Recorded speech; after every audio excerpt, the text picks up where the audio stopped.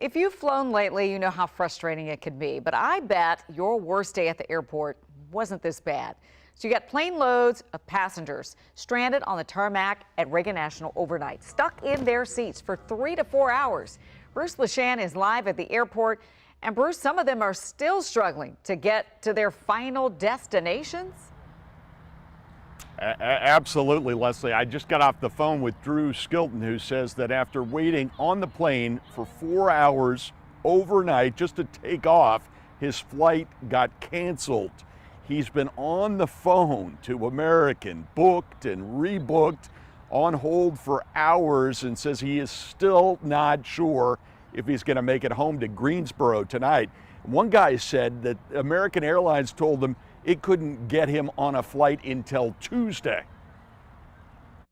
Just tell the truth, man. You know, you mess up, tell the truth. American Airlines blamed the weather for the multi-hour overnight passenger misery, but a lot of passengers were just not buying it. I gotta get home, I gotta work, man, in like 2 hours. For now, we're just waiting on them to call us back. American 5197 was 2 hours delayed in Cleveland, finally arrived at DCA at midnight.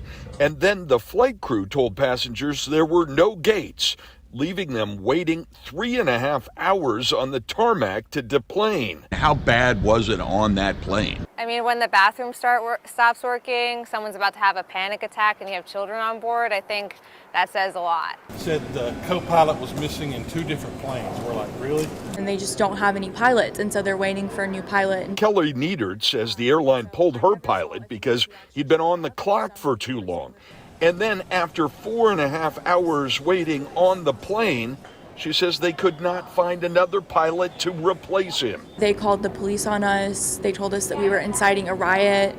I mean, it was wild. American Airlines apologized and said it was working to resolve the problems.